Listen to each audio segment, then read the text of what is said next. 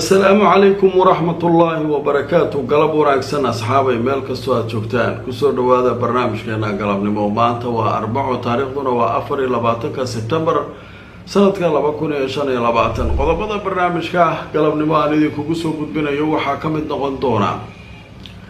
satellite-yada caalamka qaar ka mid ah oo soo bandhigay sawirro ay ku sheegeen Israa'iil inay gabi ahaanba go'doomisay oo ay gaadiidkeeda dagaalka iyo taangiyada ku wareejisay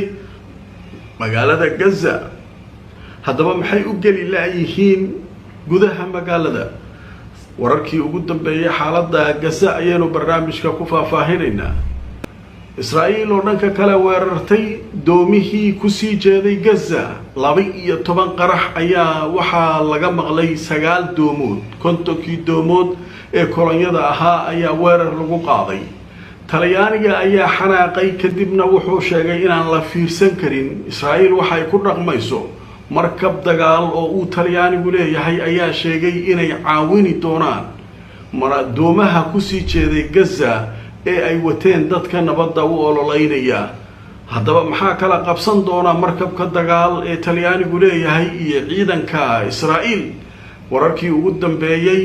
badda Mediterranean-ka oo xiisad ay ka jirto ayaynu barnaamijka ku faahfaahinaynaa.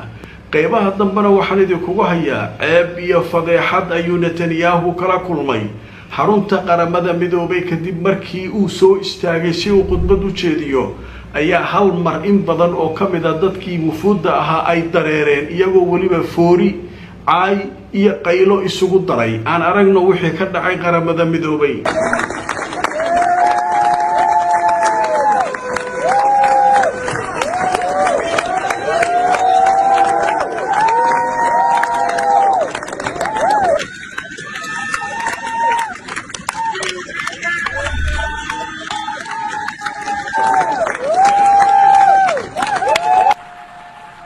Ladies and gentlemen, order.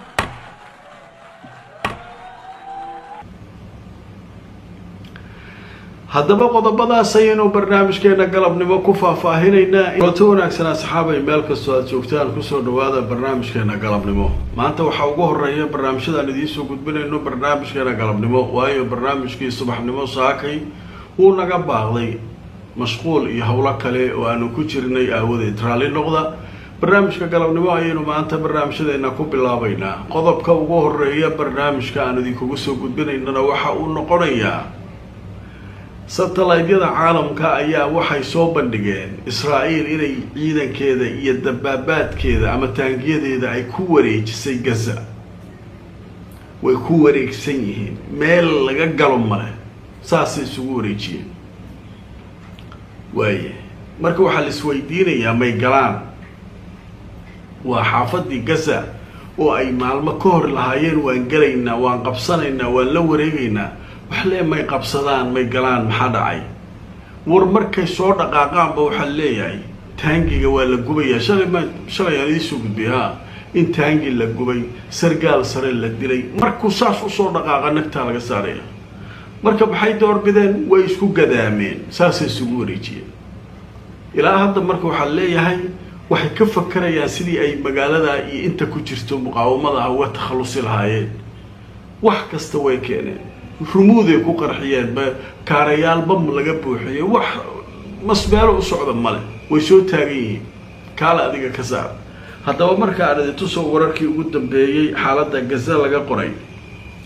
telefishinka Al Jazeera wuxuu leeyahay sawirro ayaa waxaa qaaday dayax gabceed wuxuuna ku muujiyay sida aaliyaadka ama gawaarida dagaalka iyo taangiyada Israa'iil ay isugu gadaameen oo isku wareejiyeen magaalada Gaza. telefishinka Al Jazeera ayaa waxaa la sheegay inuu helay qaar ka mid ah sawirrada uu qaaday dayax gabceedka,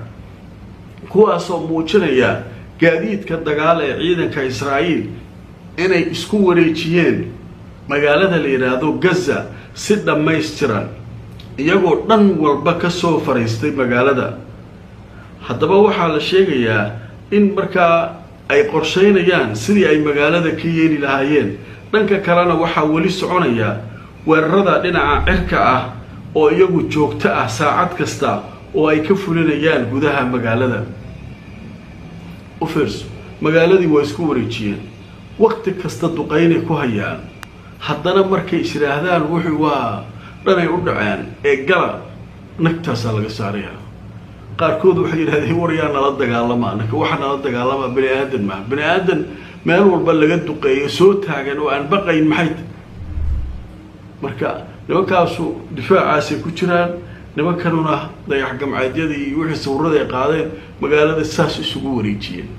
marka xaalka Gaza meesha la leeyahay sidaas ayay tahay oo ay maraysaa haddaba warar kale oo cusub ayaa soo kordhay doomihii ku sii jeeday Gaza si ay xayraad uga qaadaan oo dad ololeynaya nabadda oo adduunka oo dhan isaga kala yimid ilaa 50 doonyood oo meelo kala duwan ka yimid Talyaani hadhihin Tunisia hadhihin maaragtay Greek hadhihin Spain oo sheekadu ka soo bilaabatay dii waxa soo doonyood socda ayaa waxay ku wajahan yihiin Gaza haddaba maanta waxay yiraahdeen waxana soo weeraray diyaaradaha droniska Israa'iil 9 doomood ayaa waxa lagu dhuftay walxa qarxa 12 qarax ayaa waxa lala beegsaday 9 doonyood marka waxay yiraahdeen waxba nama gaarin oo dadkii hadda waxba ma gaarin way bad qabaan laakiin doomihii way dhaawacan yihiin biyaa soo galaya khatar wareer aan dhacay marka aan tuso marka hore sida weerarka wax looga qoray wakaalada wararka Anadolu ayaa goordhow qortay waxay leedahay 12 qarax ayaa waxa lala beegsaday 9 doonyood oo kamid ah doomaha la baxay Ustul as-Sumud kuwaasoo la sheegay inay ku sii jeedeen Gaza haddaba waxa la leeyahay 9 doomood ayaa maartay wax lagu dhuftay nimankii markii waa qayla dhaamiyeen badda Mediterranean-ka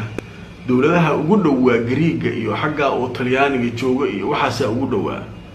markiiba marka waxa la yiri dawladda Talyaaniga way xanaaqeen dad badan oo Talyaaniga ku jira dadka socda haddana waxay ka xanaaqeen Israa'iil ula dhaqmayso dad masaakiin oo aan hub wadan oo dawlado waaweyn oo reer galbeed Yurub iyo meelaha ka yimid oo gargaar u wada Gaza inay weerarto oo ay dagaal ku qaado waxa sax ma yahay wax la aqbali karana ma wasiirka gaashaandhigga ee Talyaaniga ayaa amar bixiyay wuxuu yiri markab dagaal oo Talyaanigu leeyahay oo badda Mediterranean-ka meesha ka dhawaa degdeg u dhaqaa badbaadi doomaha khatarta ku jira u gurmo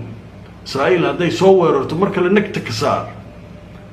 marka meeshii marka waxa leeyahay badda Mediterranean-ki xaaladeedu waa kacsan tahay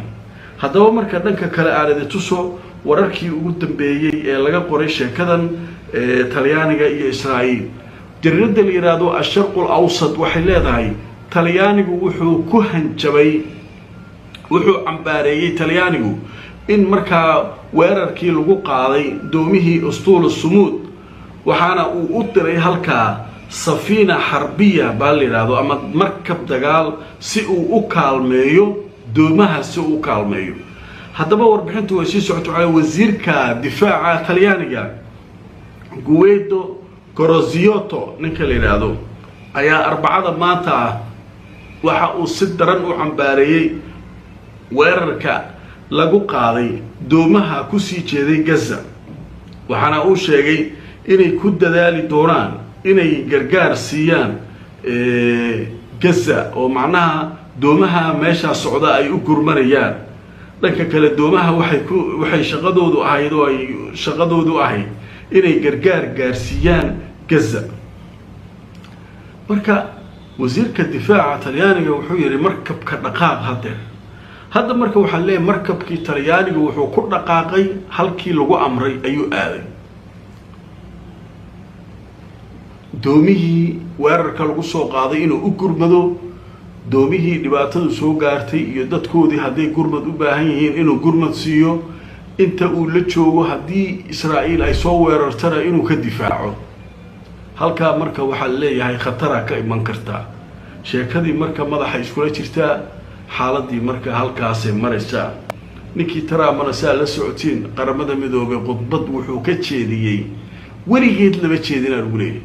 sharciyada waxay ahayd 15 daqiiqo ayuu ninka madaxda leeyahay marka uu UN ka soo istaago inuu hadlo hal saac in ka badan uu hadlay sharciga UN ku tuntay isagoo meeshii UN-ka saaran oo xarunta UN-ka jooga khudbadiisa UN-ka ku weeraray dowladihii Yurub u weeraray wuxuu si daran u weeraray Ingiriiska oo Mareykanka saaxiib la maxkamadda islaamiga ka jiro leeyahay islaamka qabsanaya qaxootiga isu dhiibeen Yurub waa kaas waxay ninkii waa la yaab waxa uu ku hadlayo wax aadiya maaliin marka ninkaasi Netanyahu go'aan ay wada gaareen ma khayr laga sugaayay wax laga sugaa mala dhibankaas marka hadda Talyaani iyo Israa'iil wixii kala qabsadaan bal arki doonaa Talyaaniguna wuxuu yiri waxaan u soo gurmanayaa doomaha la dhibaateeyay Israa'iilna doomahaas iyada waa waxa dhibaateeyay oo mar walba droneska ku weeraray halkaas maraya kulanta wanaagsan marka la asxaabay meel kasta oo joogtaan ku soo dhawaada barnaamijkeeni galabnimo waxaynu ku haynaa qaybtan ugu dambaysa sheeko cajiib ah xarunta qaramada midoobay ayuu wuxuu yiri waa ka khudbadaynaya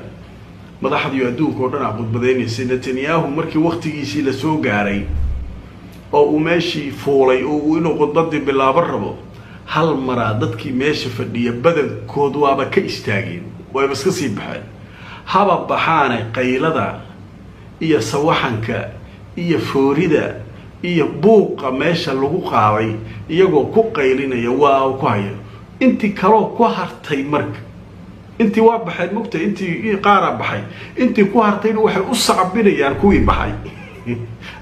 ayaguna foorida dhinacooda ka camirteen ninkii waa isku yaxyaxa inta yiri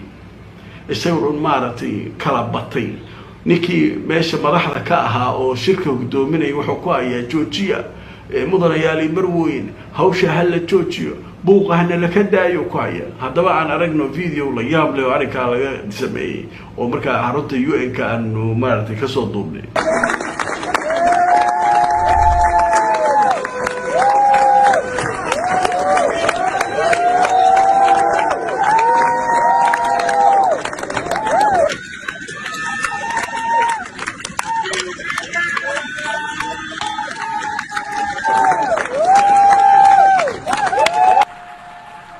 Ladies and gentlemen, order.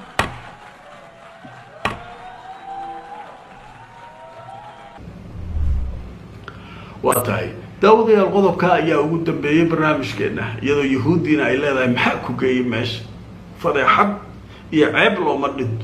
بها ماشي كوجي إن ماشي لقى سور جدا دوك يكون عيوة بدوك تاعي مركا هوشة صار كيس كل ما تبرم